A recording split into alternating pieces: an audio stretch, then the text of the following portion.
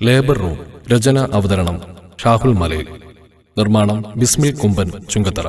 In association with designs textiles and readymades, Melattur road, Pandikkad. 6 മാസത്തെ ലീവിന് ശേഷം വീണ്ടും മരുഭൂമിയിലേക്ക്. പ്രാരാബ്ധത്തിന്റെ കെട്ടിറക്കാൻ, സ്വപ്നത്തിന്റെ വിത്തിറക്കാൻ.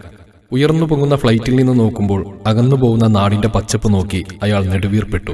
മുമ്പൊന്നുമില്ലാത്ത ഒരു വിഷമം മനസ്സിൽ കുമിഞ്ഞുകൂടുന്നു. ഇതുവരെ യാത്ര പോരുമ്പോൾ തന്നെ വിഷമിപ്പിച്ചത് ഉമ്മയുടെ നിറയുന്ന മിഴികൾ മാത്രമായിരുന്നുവെങ്കിൽ ഇന്ന് തോരാത്ത മിഴികളുമായി യാത്രയക്കാൻ മറ്റൊരാൾ കൂടിയുണ്ട്, തന്റെ ഭാര്യ. 18ന്റെ കടമ്പയും കടന്ന് മനസ്സിന് പിടിച്ച ഒരു പെണ്ണിനെ കിട്ടാൻ തന്നെ 3 മാസം എടുത്തു. അവളുടെ കൂടെ ജീവിക്കാൻ കഴിഞ്ഞ് ശേഷിച്ച 3 മാസം മാത്രം. പെട്ടിയുമെടുത്ത് യാത്ര പറഞ്ഞ് വീട്ടിൽ നിന്നിറങ്ങി ജീപ്പിലേക്ക് കയറും മുമ്പ് ഞാൻ ഒന്നുകൂടി തിരിഞ്ഞു നോക്കി. വാതിലിന്റെ മറവിൽ നിന്ന് സങ്കടം സഹിക്കാനാവാതെ നിശബ്ദയായി കരയുന്ന അവളുടെ മുഖം കണ്ടപ്പോൾ ഹൃദയം പൊട്ടിപ്പോയി. നിറഞ്ഞൊഴുകുന്ന അയാളുടെ മിഴികൾ കണ്ടപ്പോൾ അടുത്തുള്ള യാത്രക്കാരൻ ചോദിച്ചു, കല്യാണം കഴിഞ്ഞിട്ട് ആദ്യമായിട്ടല്ലേ? എങ്ങനെ മനസ്സിലായി? സുഹൃത്തെ, നമ്മളൊരു പ്രവാസിയാണ്. റൂമിലെത്തിയ പാടെ കൂട്ടുകാർ പെട്ടി പൊട്ടിച്ചു. ഉമ്മ ഉണ്ടാക്കിയ അച്ചാറുകളും കോഴിക്കോടൻ ഹലുവയുമെല്ലാം ഓഹരി വെക്കപ്പെട്ടു. മൊബൈലിലുള്ള കല്യാണ ഫോട്ടോകൾ കാണാൻ എല്ലാവരും തിക്കും തിരക്കും കൂട്ടി.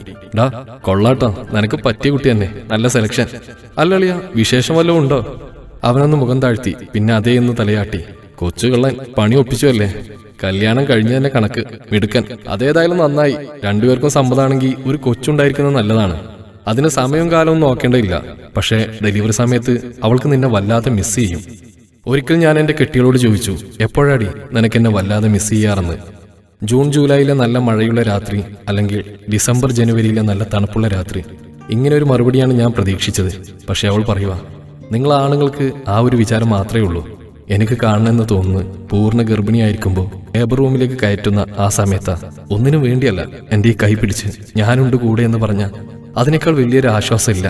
സത്യത്തിൽ അവളുടെ വിഷമം അപ്പോഴാണ് എനിക്ക് മനസ്സിലായത്. ഒരു പെണ്ണ് അവളുടെ ഭർത്താവിന്റെ സാമീപ്യം ഏറ്റവും കൂടുതൽ കൊതിക്കുന്നത് ഗർഭിണിയായിരിക്കുമ്പോഴാണ്. പക്ഷേ നമ്മൾ പ്രവാസികൾ മിക്കവാറും ആ കാര്യത്തിൽ ഭാഗ്യമില്ലാത്തവരാണ്. അന്ന് രാത്രി അവന് ഉറക്കം വന്നില്ല. മനസ്സിൽ അയാളുടെ വാക്കുകളായിരുന്നു. അയാൾ പറഞ്ഞത് ശരിയാണ്. ആരൊക്കെ കൂടെയുണ്ടെങ്കിലും ഭർത്താവിനോളം വരുമോ? മാസങ്ങൾ അതിവേഗം കടന്നുപോയി. ഓഫീസിൽ ജോലിയിലായിരുന്ന അയാളുടെ മൊബൈൽ ഒന്ന് ബെല്ലടിച്ചു. ഉമ്മയാണ്. കട്ട് ചെയ്ത് തിരിച്ചടിച്ചു. മോനെ, പറഞ്ഞ സമയം കഴിഞ്ഞു, വേദന വന്നിട്ടില്ല.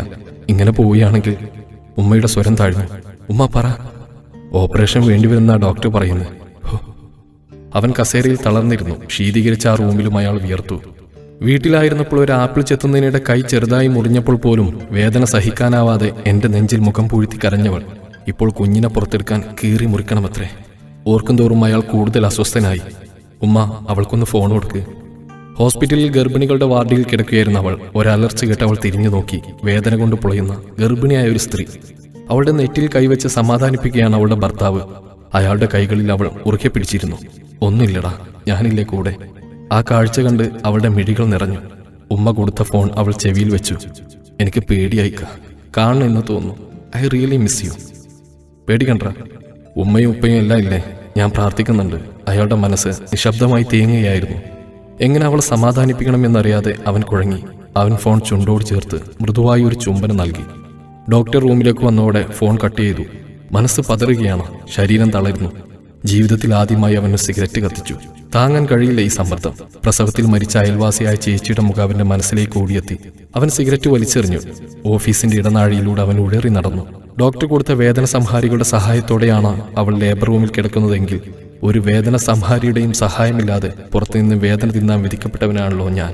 മനസ്സുരുകി അയാൾ ദൈവത്തെ വിളിച്ചു. ദൈവമേ, കൈവിടിയല്ലേ. അയാളുടെ ഫോണൊന്ന് ചിലച്ചു. അയാൾ ഓടിച്ചെന്ന് ഫോൺ എടുത്തു. ഉമ്മയാണ്. മോനെ. അവരുടെ വാക്കുകൾ മുറിഞ്ഞു. അവന്റെ ഹൃദയം പടപടാൻ മിടിച്ചു. ഉമ്മ, എന്തായി? നിന്നെ മുറിച്ചു വെച്ച പോലെയുണ്ട് കുഞ്ഞ്. ആൺകുഞ്ഞ. ഓപ്പറേഷൻ വേണ്ടി വന്നില്ല, സുഖപ്രസവമായിരുന്നു. അവനൊന്ന് ദീർഘനിശ്വാസം വിട്ടു. അവന്റെ മിഴികൾ നിറഞ്ഞു തുളുമ്പി. അവന്റെ ചുണ്ടുകൾ പതിയെ മന്ത്രിച്ചു, അൽഹംദുലില്ലാ. ലേബർ റൂമിനകത്ത് നൊന്ത് പ്രസവിക്കുന്ന ഭാര്യമാരുടെ വേദന നാം മനസ്സിലാക്കുമ്പോൾ ലേബർ റൂമിന് പുറത്ത് ഡോക്ടർ വരും വരെ മരിച്ചു ജീവിക്കുന്ന ഭർത്താക്കന്മാരുടെ വേദന പലരും മനസ്സിലാക്കാതെ പോകുന്നു. സ്നേഹപൂർവ്വം ഷാഹുൽ മലയിൽ. നിർമ്മാണം Bismil Kumban Chungathara. In association with designs textiles and readymades, Melattur road, Pandikkad. More audios and ads please contact our WhatsApp 9526 115 878 9526 11 5878.